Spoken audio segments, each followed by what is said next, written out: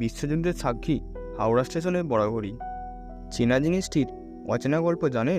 হাওড়া স্টেশনের বড় ঘড়ির কথা রেলযাত্রীর কম বেশি সকলেই জানেন। এটি এমন একটি জায়গা অবস্থান করেছে যা কিনা বর্তমানে ল্যান্ডমার্ক হিসাবেও কাজ করে।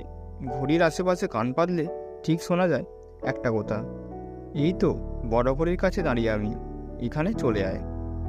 সব ঘড়ি টাইম জানান দেয় বটে, তবে হাওড়া স্টেশনে এই ঘড়ি সময় জানান দেওয়ার পাশাপাশি ল্যান্ডমার্ক হিসাবে বহু লোককে মিলিয়ে দেয়। বহু ব্যক্তি এই ঘড়িটি দেখে থাকলেও অনেকেই এই ঘড়ির সুপ্রাচীন ইতিহাস জানেন না। আসলে এই ঘড়িটিকে বর্তমানের বহু মানুষ দাদা ঠাকুর বলে ডাকতে পারেন, কারণ এটির বয়স অনেকের তুলনায় বেশি। দ্বিতীয় বিশ্বযুদ্ধ শুরু হওয়ার আগে এই ঘড়ি তৈরি করা হয়েছিল। ভারতের স্বাধীনতা সংগ্রাম এবং দেশের স্বাধীনতা পর্যন্ত বহু ইতিহাসের সাক্ষী এই ঘড়ি। এটির জন্ম হয়েছিল যখন স্টিম ইঞ্জিন ছিল ভারতীয় রেলের রাজা। 1926 সালে এই বড় ঘড়িটি তৈরি করা হয়। ঘড়িটির মুখ রয়েছে দুদিকে।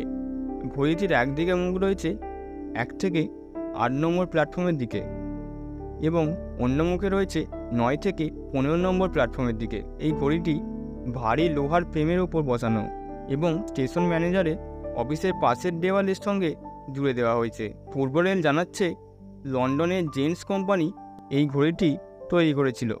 প্রথমেই এই ঘড়িটি ছিল দম দেওয়া, নিয়মিত দম দিতে হতো একে।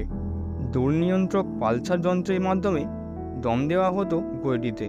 পরে 1975 সালে ঘড়িটি মেকানিক্যাল থেকে ইলেকট্রোমেকানিক্যালে রূপান্তরিত হয়। এরপর থেকে রিচার্জেবল ব্যাটারির সাহায্যেই এই ঘড়িটিকে চালু রাখা হয়েছে। এখন এই ঘড়িতে আর চাবি ঘুরিয়ে দম দেওয়ার প্রয়োজন হয় না।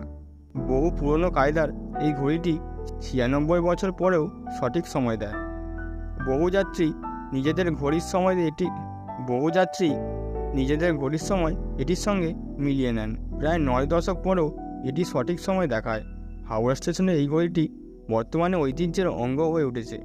ঘড়িটির সঙ্গে বাঙালির ঐতিহ্য জুড়ে রয়েছে। সাহিত্যিক শীর্ষেন্দু মুখোপাধ্যায়ের থেকে কবি শক্তি চট্টোপাধ্যায়ের সঙ্গে এই ঘড়ির ছিল নিবিড় সম্পর্ক। এটি বর্তমানে সাধারণ মানুষের কাছে নস্টালজিয়ায় রূপান্তরিত হয়েছে।